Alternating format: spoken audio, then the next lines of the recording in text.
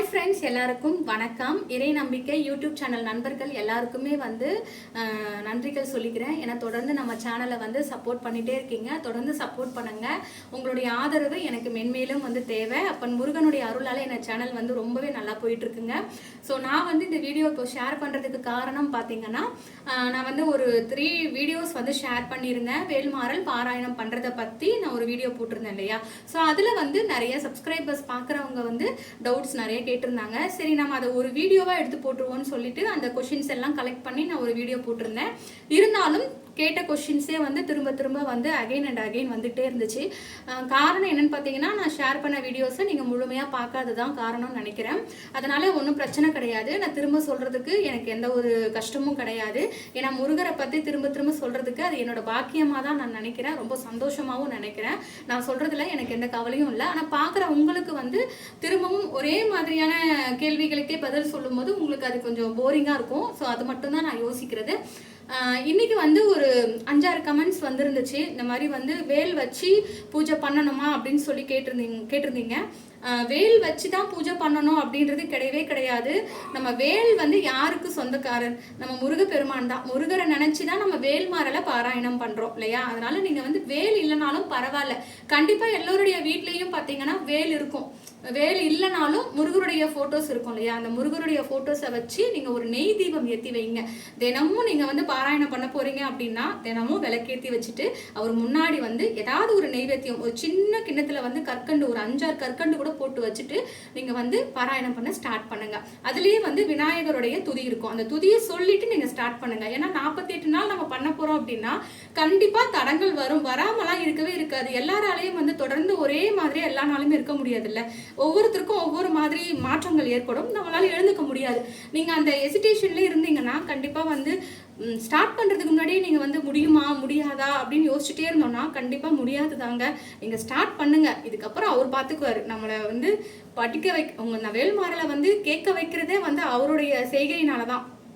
அப்படிங்கிற போது நம்ம அதுக்கு முயற்சி பண்ணோம் அப்படின்னா கண்டிப்பா பிள்ளை முயற்சி பண்றா, நம்ம அவளுக்கு வழி கொடுப்போம், அவ படிக்கட்டும், அவளுடைய கர்ம வினை குறையட்டும், அவளுடைய பிரச்சனைகள் தீரட்டும், நம்ம அவ கேட்கறத கொடுப்போம் அப்படின்னு அவர் நினைப்பாரு. உண்மை அதுதான். அதனால நீங்க தாராளமா ஸ்டார்ட் பண்ண ஆரம்பிச்சிருங்க.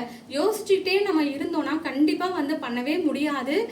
அதே மாதிரி வேல் பண்ணும்போது 48 நாளுமே அபிஷேகம் பண்ணணுமா அப்படின்னு சொல்லி கேட்டாங்க. 48 நாள்லாம் அபிஷேகம் பண்ண வேண்டியதே கிடையாது. நீங்க ஃபர்ஸ்ட் டைம் ஸ்டார்ட் பண்ண போறீங்க அப்படின்னா வளர்பிறையில ஸ்டார்ட் பண்றது நல்லது. அப்படி உங்களால வளர்பிறையில ஸ்டார்ட் பண்ண முடியல அப்படின்னா முருகருக்கு உகந்த நாள் செவ்வாய்க்கிழமையில நீங்க ஸ்டார்ட் பண்ணலாம். இல்லைன்னா தேய்பிறை சஷ்டி, வளர்பிறை சஷ்டி, கிருத்திகை நட்சத்திரம், விசாக நட்சத்திரம், வெள்ளிக்கிழமை இந்த மாதிரி நாட்கள்ல கூட நீங்க ஸ்டார்ட் பண்ணலாம். தப்பே கிடையாது. நம்ம கடவுளை நமக்கு ஒரு நல்லது நடக்க போகுது அப்படின்னு நம்ம நினைக்கிற விஷயத்த செய்யறதுக்கு நம்ம யோசிக்கவே கூடாது. சட்டுன்னு அதை நம்ம செய்ய ஆரம்பிச்சிடணும். அதுதான் நான் சொல்லுவேன். நீங்க ஸ்டார்ட் பண்ணுங்க. அதே மாதிரி வேல் இருக்கு அப்படின்னு நினைச்சீங்கன்னா ஃபர்ஸ்ட் டைம் ஸ்டார்ட் பண்ணும்போது நீங்க இந்த மாதிரி நாட்களை தேர்ந்தெடுத்து செய்யறீங்க இல்லையா, அப்போ அபிஷேகம் பண்ணுங்க. அபிஷேகம் பண்றது எப்படிங்கறத நான் ஏற்கனவே ஒரு வீடியோல ஷேர் பண்ணியிருக்கேன். என்னென்ன பொருட்களை வச்சு அபிஷேகம் பண்ணலாம். அதாவது நிறைய வகை இருக்கு அபிஷேகம் பண்றதுக்கு. நம்மளால முடிஞ்ச வரைக்கும் ஒரு 3 அபிஷேகம், 5 அபிஷேகம், இல்ல 6 அபிஷேகம் அழகா நம்ம இருக்கிற பொருளை வச்சு நம்ம அபிஷேகம் பண்ணலாம். ஸோ அந்த வீடியோ லிங்க் கூட நான் டிஸ்கிரிப்ஷன்ல கொடுக்குறேன். இல்லைன்னா முருகரை பத்தின அந்த வீடியோஸ் எல்லாமே நான் பிளேலிஸ்டா கிரியேட் பண்ணி வைக்கிறேன். உங்களுக்கு வேணும்னா நீங்க செக் பண்ணி பார்த்துக்கோங்க. சரிங்களா. அதே மாதிரி 48 நாளுக்குள்ள பீரியட்ஸ் வந்துருச்சுன்னா என்ன பண்றது, அப்போ அந்த ஃபாஸ்டிங் இருக்கிறதே வேஸ்டோ அப்படிங்கிற மாதிரி டவுட்ஸ் வரும் இல்லையா. அதை பத்தி கவலையே படக்கூடாது. ஏன்னா இது ஒரு இயற்கையான ஒரு விஷயம் தானே. இந்த விஷயத்தை யாரால தடுக்க முடியும்? நம்ம பூஜை பண்றோம், அதை ஸ்கிப் பண்ணிட்டு எல்லாம் நம்மளால ஒண்ணுமே பண்ண முடியாது. அதனால நீங்க அது வருதுன்னு சொல்லிட்டு விட்டுருங்க. இப்போ நீங்க ஸ்டார்ட் பண்ணும்போது ஒரு 4 நாள் ஸ்டார்ட் பண்ணும்போது 5ஆவது நாள் வந்துடுச்சா, அதுக்கப்புறம் நீங்க 5 நாள் ரெஸ்ட் எடுங்க. நல்லபடியா ரெஸ்ட் எடுத்துட்டு அதுக்கப்புறம் 6ஆவது நாள்ல இருந்து நீங்க எந்த நாள்ல விட்டீங்களோ அந்த நாள்ல இருந்து அப்படியே கணக்கு எடுத்துட்டு நீங்க வந்துட்டே இருங்க. அவ்வளவுதான். இந்த நாள்ல நீங்க அசைவம் மட்டும் சாப்பிடாதீங்க. நீங்க விரதம் இருந்து உங்களுக்கு ஒரு கோரிக்கையை வச்சிருக்கீங்க அப்படின்னா கண்டிப்பா அதுக்கு நாம நம்ம உடம்ப வந்து தயார் நிலையில வச்சுக்கணும், நம்ம மனசு தயார் நிலையில வச்சுக்கணும்.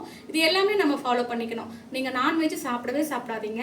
அதே மாதிரி உங்க வீட்டில் செய்யறாங்க அப்படின்னா கம்பல்சரி நம்ம செஞ்சுதான் கொடுத்தாகணும். அவங்க கிட்ட போய் நான் ஃபாஸ்டிங் இருக்கேன் சாப்பிடக்கூடாதுன்னு சொன்னா குடும்பத்துக்குள்ளதான் பிரச்சனை வரும். நம்ம குடும்பம் நல்லா இருக்கணும்னு நினைச்சுதான் நம்ம வந்து ஃபாஸ்டிங்கே இருக்கோம். ஆனா சண்டை வர மாதிரி ஆயிடும் இல்லையா? அதனால அவங்களுக்கு நீங்க செஞ்சு கொடுங்க, குழந்தைங்களுக்கு செஞ்சு கொடுங்க. நீங்க சாப்பிடாதீங்க, அவ்வளவுதான். நீங்க செஞ்சுட்டீங்களா, கையில வந்து நான்வெஜ் தொட்டுட்டீங்களா, சரி குளிச்சுட்டு அதுக்கப்புறம் நீங்க பூஜை பண்ணுங்க, அவ்வளவுதான். வந்து நீங்க ஸ்டார்ட் பண்ணிட்டீங்க அப்படின்னா தாராளமா வந்து எந்த ஒரு தயக்கமும் இல்லாம இது எனக்கு நடந்துடும், அவ்வளவுதான். நான் வந்து அவரை சரணாகதி அடைஞ்சிட்டேன், அவரை நான் நம்பிட்டேன், அவ்வளவுதான். இதுக்கப்புறம் எனக்கு வர்ற கஷ்டங்கள் நஷ்டங்கள் எல்லாத்தையுமே அவர் பார்த்துக்குவாரு. நான் வந்து அவரை மனசார கும்பிட போறேன், அவ்வளவுதான் அப்படின்னு சொல்லி அவரை கெட்டியமா பிடிச்சிக்கோங்க.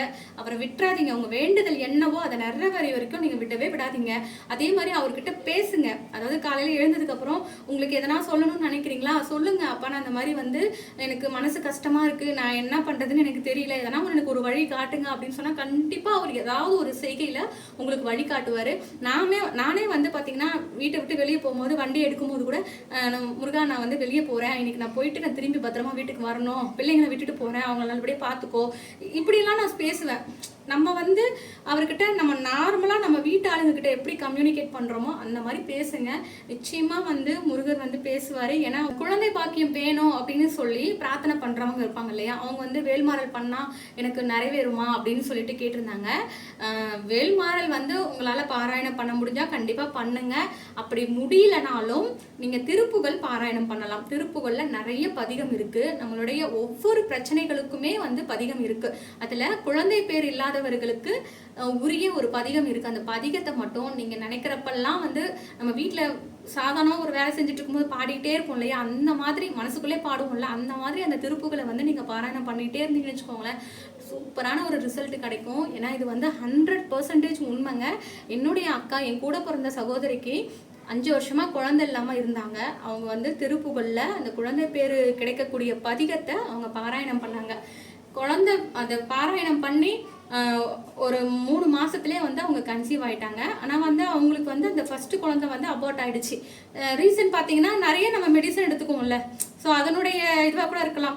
இல்லை முருகரை கூட வந்து இந்த குழந்தை வந்து உனக்கு நல்லபடியாக இருக்காது, அதனால உனக்கு இன்னும் நல்ல குழந்தைய நான் நல்ல உடல் ஆரோக்கியத்தோட நல்ல ஆயுளோட அறிவுத்திறனோட இருக்க குழந்தைய கொடுக்குறேன் அப்படின்னு கூட இருந்திருக்கலாம். அது வந்து அபார்ட் ஆயிடுச்சு. ஆனால் அவங்க ஃபீல் பண்ணலை, நமக்கு கொடுத்தாரே அப்படிங்கிறத சந்தோஷமா எடுத்துக்கிட்டாங்க. அடுத்து இன்னொரு குழந்தை உடனே அப்படின்னு நின்றுச்சு. எனக்கு இது வந்து கேட்கும் போதெல்லாம் அவ்வளோ சந்தோஷமா இருந்தது. நான் இந்த மாதிரி சொல்லியிருக்கேன், வீடியோ போட்டிருக்கேன்னு சொல்லும் போது இது நீ சொல்லு அப்படின்னு சொன்னாங்க. இந்த திருப்புகளை வந்து பாராயணம் பண்ணா நிச்சயமா 100% வந்து குழந்தை பாக்கியம் கிடைக்கும் அப்படின்னு சொல்லியிருந்தாங்க. ஸோ அந்த பதிகத்தை வந்து நாளைக்கு நான் வந்து கண்டிப்பா உங்களுக்கு ஷேர் பண்றேன். குழந்தை பாக்கியம் இல்லாதவங்க அந்த பதிகத்தை படிங்க. அப்படி படிச்சீங்கன்னா நிச்சயமா உங்களுக்குள்ள மாற்றம் தெரியும். உங்க உடம்புல இருக்கக்கூடிய பிரச்சனைகள் எதுவா இருந்தாலும் சரி, கர்ப்பப்பையில பிரச்சனையா, நீர்க்கட்டி பிரச்சனையா, எந்த பிரச்சனையா இருந்தாலும் நீங்க செய்யறத செஞ்சுக்கிட்டே இருங்க, ட்ரீட்மெண்ட் எடுத்துக்கிட்டே இருங்க. இதுல நீங்க முருகருக்கு இந்த பதிகத்தை நீங்க படிச்சுக்கிட்டே இருங்க. நிச்சயமா அதுக்கு வந்து உங்களுக்கு சொல்யூஷன் கிடைக்கும். சீக்கிரமாவே குழந்தை வந்து கிடைக்கும். ஏன்னா குழந்தை பேர் இல்லாதது அப்படிங்கிறது ஒரு கஷ்டமான ஒரு விஷயம் தான். முருகரை நம்புங்க, கண்டிப்பா வந்து உங்களுக்கு எல்லாத்தையுமே நிறைவேற்றி கொடுப்பாரு. பாத்தீங்கன்னா 48 நாள் விரதத்துல வந்து பகல்ல தூங்கலாமான்னு சொல்லி கேட்டிருந்தாங்க. பொதுவாகவே நம்ம வந்து ஒரு விரதம் இருக்கோம் அப்படின்னா கண்டிப்பா வந்து தூங்கக்கூடாதுன்னு சொல்லுவாங்க. அந்த விரதம் முடிகிற வரைக்கும் தூங்கக்கூடாது. இது 48 நாள் அப்படிங்கும் போது தூங்கிக்கலாம், அது நம்ம ஒண்ணுமே பண்ண முடியாது இல்லையா. கொஞ்ச நேரம் தூங்கிட்டு அதுக்கப்புறம் எழுந்திரிச்சிருங்க. நீங்க பூஜை பண்ண போறீங்க அப்படின்னா கண்டிப்பா வந்து குளிச்சுட்டு அதுக்கப்புறம் பூஜை பண்ணுங்க. ஏன்னா நம்ம படுக்கிறோம் அப்படின்னா நம்ம பெட்ல படுப்போம், இல்ல பாயில படுப்போம், தரையில படுப்போம், எங்கேயோ அந்த மாதிரி பண்ணும்போது நீங்க பூஜை பண்ண போறீங்க அப்படின்னா கண்டிப்பா வந்து நீங்க வந்து குளிச்சுட்டு தான் நீங்க வந்து பூஜை பண்ணணும். அதே மாதிரி ஒரு பூஜை செய்யறதுக்கு முன்னாடி ஒரு குரு வேண்டாமா, குருவோட ஆலோசனைப்படி தானே மந்திர ஓதம்லாம் செய்வாங்க அப்படின்னு சொல்லி கேட்டிருந்தாங்க. அது தப்பு கிடையாது. ஆனா அதிகத்தை வந்து சொன்னதே வந்து அருணகிரிநாதர். அவர் யாரு, முருகருடைய தீராத ஒரு பக்தர். அந்த பக்தர் சொன்னது தானே, அவரே ஒரு ஆசான் தானே. அவர் எவ்வளவு பாடல்கள் எழுதியிருக்காரு. இன்னும் உலக அளவுல பாத்தீங்கன்னா முருகருடைய பாடல்கள் எல்லாமே அவரு பாடின பாடல்களை தான் நம்ம வந்து பாராயணம் பண்ணிட்டு இருக்கோம். ஸோ அப்படி இருக்கும்போது நமக்கு எந்த ஒரு குருவும் தேவையில்லை. நல்லது நடக்க போகுது அப்படிங்கிறது யார் சொன்னாலும் நம்ம அதை ஏத்துக்கலாம். நமக்கு நல்லது தான் நடக்குது, கெட்டது நடக்கல, அதனால நம்பி நம்ம செய்யலாம். அதனால எந்த தப்பும் கிடையாது. இது செய்யறதுனால நம்ம என்ன நம்ம வந்து பணம் செலவு பண்ண போறோமா, இல்ல நம்ம வந்து உடலை வருத்த போறோமா, எதுவுமே பண்ண போறது இல்லை. நீங்க காலை எழுந்து விளக்கேத்தி கும்பிட போறீங்க. இது எப்பவுமே நம்ம உங்க வீட்டுல பண்றது தானே, அது பண்ணதான் போறோம். அதுக்கு எதுக்கு நம்ம வந்து குரு கிட்ட கேட்கணும்? என்னை பொறுத்த வரைக்கும் அதுதான். நீங்க வந்து அதை ஃபாலோ பண்ணிக்கோங்க. எப்படி வந்து பூஜை ஃபர்ஸ்ட் டைம் ஸ்டார்ட் பண்ணணும் அப்படின்னு சொல்லி கேட்டிருக்காங்க. அதுதான் நான் சொல்லிட்டேன் இல்லையா, இந்த நாட்கள் தான். இந்த நாட்களில் நீங்கள் வந்து எப்போனாலும் ஸ்டார்ட் பண்ணலாம். அப்படி ஸ்டார்ட் பண்ண போகிறீங்க, உங்கள் வீட்டில் வேல் இருக்குது அப்படின்னா கண்டிப்பாக வந்து வேலுக்கு அபிஷேகம் பண்ணுங்கள், நெய்வேத்தியம் வைங்க. தினமும் 48 நாள் நீங்கள் பூஜை பண்ணுறீங்க அப்படின்னா கண்டிப்பாக நெய்வேத்தியம் வைங்க. கற்கண்டு வாங்கி வச்சுக்கோங்க, இல்லை சக்கரை வாங்கி வச்சுக்கோங்க, இல்லை பொட்டுக்கடலை வாங்கி வச்சுக்கோங்க. இந்த மாதிரி ஏதாவது ஒன்று வச்சுக்கோங்க. ஸோ 48 நாள் தொடர்ந்து இந்த மாதிரி பண்ணிட்டே வாங்க. 48 நாட்களில் நடுவில் வந்து உங்களுக்கு இடையூறு வந்தாலோ, தடங்கள் வந்தாலோ, இல்லை ஒரு நாள் நீங்கள் தூங்கிட்டாலோ அப்படி இருந்தாலும் கவலைப்படாதீங்க. முருகா, நான் வந்து இந்த மாதிரி தப்பு பண்ணிட்டேன், நீ வந்து என்னை வந்து தொடர்ந்து இது மாதிரி வழி நடத்து, என்னை கொண்டு போ, நான் வந்து பாராயணம் பண்ணணும் அப்படின்னு சொல்லி அவர்கிட்ட சொல்லுங்க. அவர் தான் நமக்கு சொல்யூஷன் கொடுக்க போகிறார். அவர்கிட்ட சொல்லுங்க. நீங்கள் அதை அப்படியே கண்டினியூ பண்ணிட்டு வாங்க. அதே மாதிரி நீங்கள் இந்த மாதிரி பண்ண போறன்றதை யார்கிட்டையும் சொல்லாதீங்க ஃபர்ஸ்ட். ஏன்னா நம்ம ஒருத்தங்கிட்ட ஒரு விஷயத்த செய்யறதுக்கு முன்னாடியே சொல்லிட்டோம்னா அந்த விஷயம் நடக்கவே நடக்காதுங்க. ஏன்னா நம்மளே வந்து பல டவுட்ல தான் செய்யறோம். அப்படிங்கும்போது நம்ம இன்னொருத்தங்கிட்ட சொல்லும் போது அவங்க வந்து என்ன பண்ணுவாங்க, அப்படி பண்ண போறியா, அப்படியா இப்படியா அப்படின்னு அவங்க என்ன நினைச்சு சொல்லுவாங்களோ அது நமக்கு நடக்காமலே போயிடும். அதனால தயவு செய்து வந்து யார்கிட்டையும் ஷேர் பண்ணிக்காதீங்க. ஃபர்ஸ்ட் நீங்க வந்து ஸ்டார்ட் பண்ணுங்க. ஸ்டார்ட் பண்ணி நீங்க பண்ணிட்டே போங்க. அவ்வளவுதான். எந்த ஒரு விஷயத்தையும் வந்து நம்ம குடும்ப நலனுக்காக நம்ம செய்யறோம். அவ்வளவுதான். இதை அடுத்தவங்க கிட்ட சொல்றதுனால நமக்கு எந்த சொல்யூஷனும் கிடைக்க போறது கிடையாது. நாம கடவுள்கிட்ட சொல்லிடணும். அவ்வளவுதான். நீங்க வந்து அப்படியே செஞ்சுட்டே போங்க. 48வது நாள் வந்து நீங்க பூஜை பண்ணிட்டீங்க அப்படின்னா, கம்ப்ளீட் பண்ணிட்டீங்கன்னா அன்னைக்கு வந்து உங்க வீட்டு பக்கத்துல முருகருடைய கோவிலுக்கு போயிட்டு வாங்க. அங்க போயிட்டு வந்து நெய் விளக்கு ஏத்துங்க.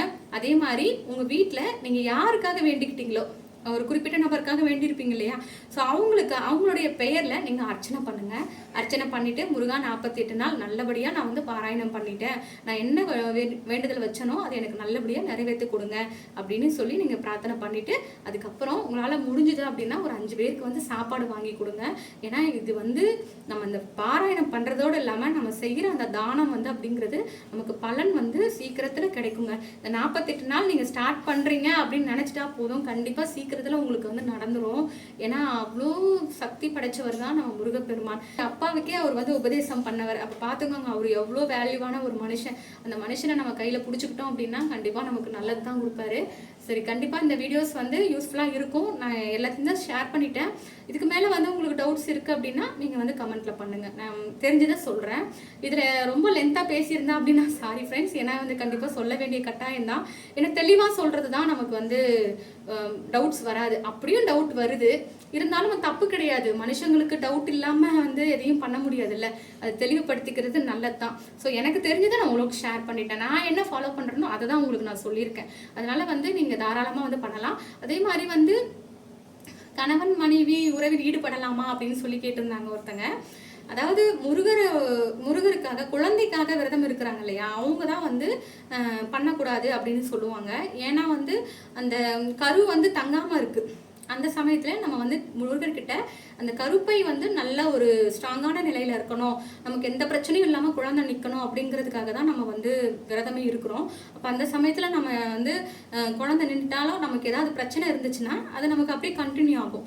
அது சரி செய்யணும். ஃபர்ஸ்ட் அந்த கருப்பையில இருக்கக்கூடிய பிரச்சனைகளை அவர் சரி செய்வார். அதுக்கப்புறமா நீங்க 48 நாளுக்கு அப்புறமா நீங்க வந்து அதுக்குண்டான வேலைகளை நீங்க பார்க்கலாம். 48 நாள்ல நீங்க வந்து அசைவம் சாப்பிடாம, அதே மாதிரி இந்த மாதிரி விஷயத்துல ஈடுபடாம இருந்தாலே போதும். மற்றவர்களுக்கு அது எதுவுமே கணக்கு கிடையாது. எனக்கு தெரிஞ்சதை சொல்லியிருக்கேன். ஸோ கண்டிப்பா இந்த வீடியோஸ் வந்து உங்களுக்கு யூஸ்ஃபுல்லா இருந்திருக்கும்னு நினைக்கிறேன். இருந்துச்சு அப்படின்னா உங்களுடைய ஃப்ரெண்ட்ஸ் அண்ட் ஃபேமிலிக்கும் ஷேர் பண்ணி விடுங்க, அவங்களும் வந்து பார்த்து பயன்பெறட்டும். அதே மாதிரி வேல்மாறல் புக்கு வந்து யார் யாருக்கெல்லாம் இல்லையோ அவங்க வந்து நீங்க கூகுளில் சர்ச் பண்ணி பாருங்க, கண்டிப்பா அதுல கிடைக்கும். அதுல பார்த்து நீங்க படிங்க. பஸ்ல போகும்போது டிராவல் பண்றீங்களா, ஆஃபீஸ்ல இருக்கீங்களா அந்த டைம்ல, அப்போ நீங்க பஸ்ல போகும்போது படிச்சுக்கிட்டே போங்க. உங்களுக்கு சீட் கிடைச்சதுன்னா உட்காந்து சொல்லிட்டே போங்க, மனசுக்குள்ளேயே சொல்லிட்டு போங்க.